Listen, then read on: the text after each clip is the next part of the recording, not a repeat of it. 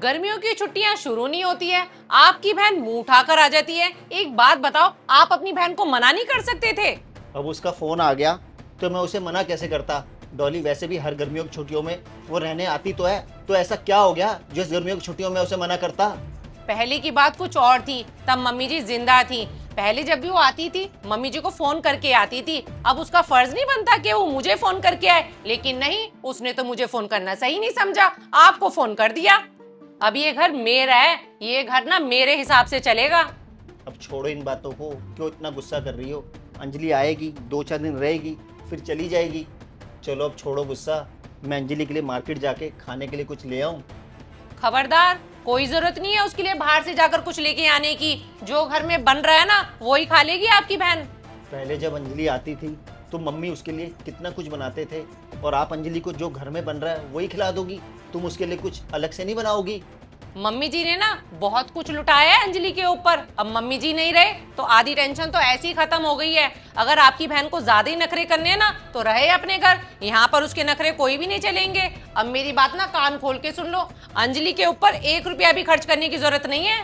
चलो ठीक है बाबा, अब तुम बस करो।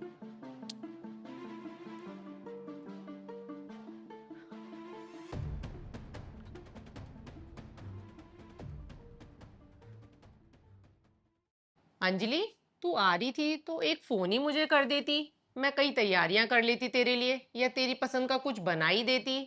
वैसे एक बात समझ नहीं आई, अभी अभी तो बच्चों की छुट्टियां ही पड़ी हैं स्कूल की, तो छुट्टियां पड़ती ही आ गई। मैं तो भाभी कब से इंतजार कर रही थी कि कब छुट्टियां पड़े, कब मैं अपने मायके आऊं, कब मैं अपने घर को जी भर के देखूं, कब मैं अपनी माँ के बिस्तर पे सोऊं, कब मैं अपनी माँ की यादों को याद करूं। पर भाभी, मैंने तो भैया को सुबह फोन करके बता दिया था कि मैं आज आ रही हूँ। भैया ने आपको बताया नहीं?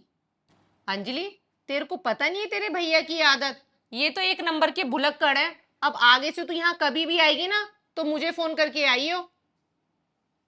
और भैया, कैसे हो आप? हाँ अंजलि, मैं तो ठीक हूँ। तू ठीक है ना? ले पहले चाय पी ले। ठीक हूँ भैया। भैया, अब आपका काम कैसे चल रहा है? क्योंकि कुछ टाइम पहले मम्मी ने बताया था कि आपके बिजनेस में बहुत बड़ा लॉस हो गया था। और भैया, पहले तो हर बात ना मम्मी फोन करके बता दिया करते थे।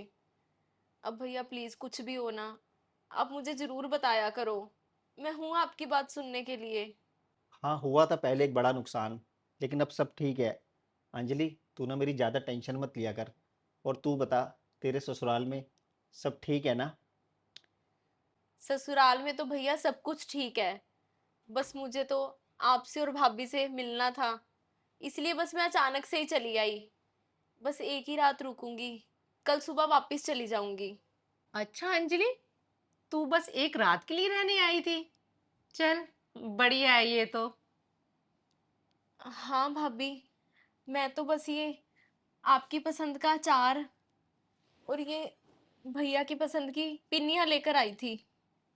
अंजलि, ये अचार और पिन्नियाँ, तू, ये सब तो मम्मी बनाया करती थी ना?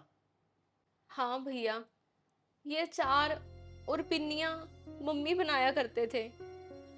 पर भैया, माँ के गुजरने से पहले जब मैं आखिरी बार आई थी ना, तब मम्मी ने मुझे ये पिन्नियाँ और अचार बनाना सिखाया था।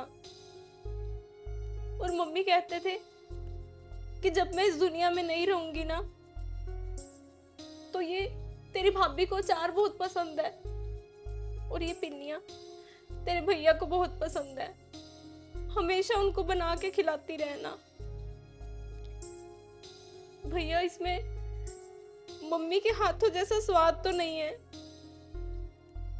पर भाभी, मैंने पूरी कोशिश की है कि आपको ये अचार और पिन्नियाँ पसंद आएंगे।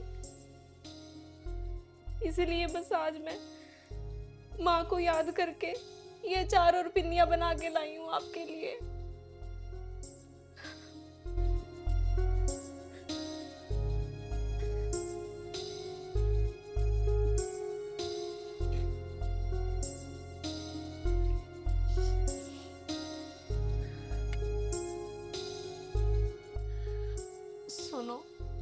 आप ऐसा करो, अंजलि के लिए कुछ उसकी पसंद का बाहर से ले आओ। अंजलि, हो सके तो मुझे माफ कर दियो।